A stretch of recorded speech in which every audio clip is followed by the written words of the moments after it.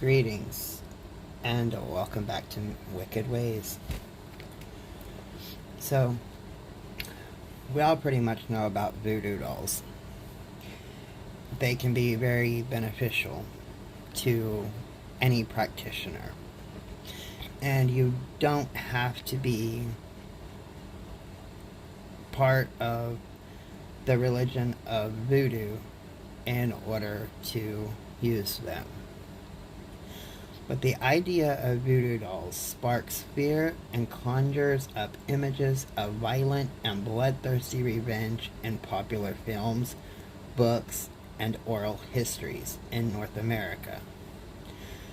These stories report that voodoo dolls are made by Caribbean cult members who bear a grudge against an enemy. The maker thrusts pins into the doll, and the target is cursed with misfortune, pain, and even death. Is there really anything to them? Are voodoo dolls real? Voodoo, more properly spelled voodoo as in VODOU, is a real religion, not a cult. Practiced in Haiti and other places in the Caribbean, voodoo practitioners do make dolls, but they use them for completely different purposes than revenge. Voodoo dolls are used to help people with healing and as a way to communicate with deceased loved ones. The idea of effigy dolls as a channel for evil forces unleashed in a ritual is a myth that comes not from the Caribbean, but from the heart of Western civilizations, the ancient Middle East. The voodoo dolls that are sold in shops in New Orleans and elsewhere are small human effigies made from two sticks tied in a cross shape to make a body with two arms sticking out. The shape is often covered in a brightly covered triangle of cloth, and sometimes Spanish moss is used to fill out the body form.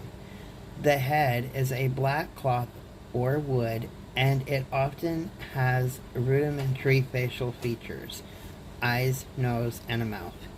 They are often decorated with feathers and sequins, and they come with a pin or a dagger and instructions on how to use it.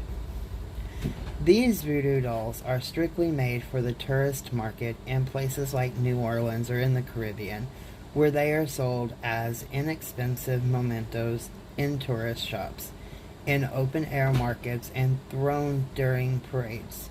They are not used by actual voodoo practitioners. Human effigies such as the voodoo dolls, both the authentic ones and the ones sold in shops, are examples of figurines, representations of humans that are characteristic of many different cultures, beginning with the Upper Paleolithic so-called Venus figurines.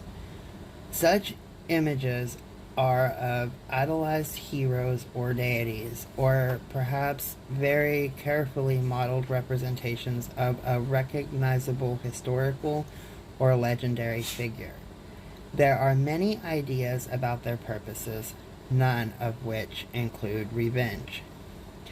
The oldest examples of figurines that were made specifically to harm or affect another individual date to Assyrian rituals from the first millennium BCE, such as Bronze Age Akkadian texts, 8th to 6th century BCE.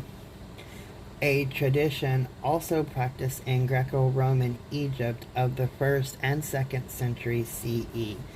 In Egypt, dolls were made, and there's a binding curse was performed, sometimes accomplished by poking pins in them.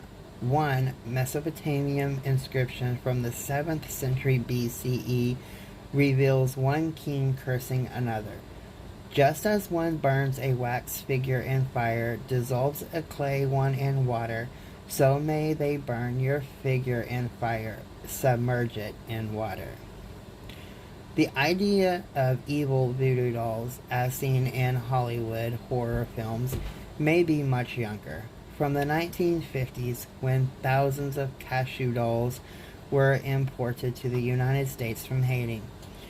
These were made of cashew shells and had eyes made of the equinary bean, a form of castor bean, which, when swallowed by young children, can cause serious injury or death. The U.S. government issued a public health warning in 1958 which said that the dolls were lethal. People who practice the voodoo religion in Haiti do use dolls as part of a tradition brought to them from West Africa, incorporating small effigies known as a fetish or bosio for rituals. When these people were forced to the New World as slaves, they brought their doll tradition with them.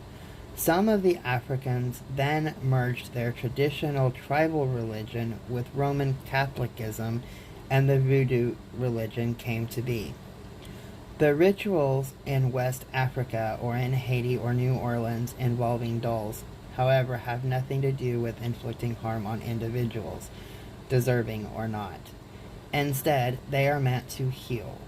When hung from trees in cemeteries, they are intended to open and maintain lines of communication between the recently departed. When tracked to the trees, or when tacked to the trees upside down, they are intended to make their creator stop caring for someone who is bad for them. Items that voodooists use in ritual to communicate or invoke deities known as Iwa or Loa are called pwen. In voodoo, a pwen is an item filled with a particular component that appeal to the particular Iwa. They are meant to attract an Iwa and gain its influence for a person or place. However, pwen come in a variety of forms. One of those happens to be a doll. Voodooists say that a pwen doesn't have to be a physical object. A pwen doll can be anything from a crude puppet to an elaborate work of art. On the surface, these dolls could be called voodoo dolls. But as with all pwen, their purpose is not to enact harm, but to invoke Iwa for means of healing, guidance, or whatever need the voodooist has. So that was a little bit of history on what we know as voodoo dolls. In an upcoming video, I will be demonstrating how to make what we call a moppet, which is a doll made out of yarn. And then I will go further into talking about different purposes and stuff that they have. Blessed be.